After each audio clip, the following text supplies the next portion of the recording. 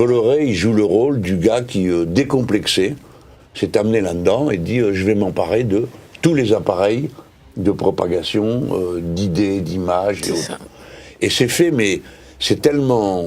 C'est brutal. Désinhibé. Je pense qu'il y a plein de gens qui sont sidérés, qui n'arrivent pas à croire que ce soit aussi vrai que ça. On a fini par comprendre qu'ils avaient aussi les bouquins, l'édition des bouquins scolaires, etc., etc. Et donc, maintenant, je suppose que d'abord, ils préparent un état d'esprit général, et deuxièmement, s'ils accédaient au pouvoir, ce serait immédiatement pour mettre cette machine à produire une vision du monde au service du gouvernement d'extrême droite, mais pour mettre au pas la société idéologiquement. C'est pourquoi c'est pas un petit sujet ou un sujet à côté.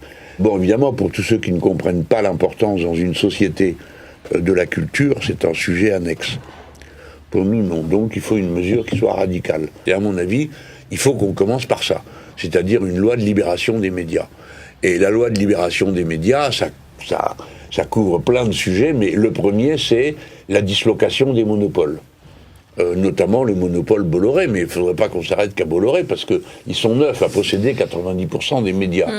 Donc déjà, empêcher, comme on le fait pour certaines compagnies ou trusts, il y a des lois antitrust dans tous les pays, pour empêcher des gens d'avoir une situation tellement dominante qu'en réalité, il n'y a plus d'espace pour personne, et donc pas de démocratie réelle. Là, c'est particulièrement important et urgent, mais il faudra aller au bout de l'idée, pas faire juste de la petite retouche.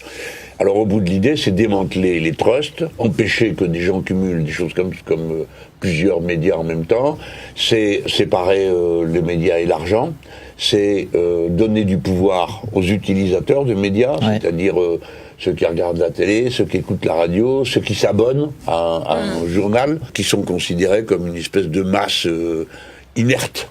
Alors ils se vendent des journaux, mais bon, toi tu t'es abonné, ça coûte des ronds de s'abonner, et tu comptes pour rien, c'est comme si tu n'existais pas, et donc tu peux passer des mains d'un type, d'une orientation à une autre. Et puis évidemment le conseil déontologique des médias qui permettent d'avoir un recours, parce qu'aujourd'hui il n'y en a aucun. C'est pas l'Arcom, cette farce ambulante, qui peut être considérée comme un recours pour nous.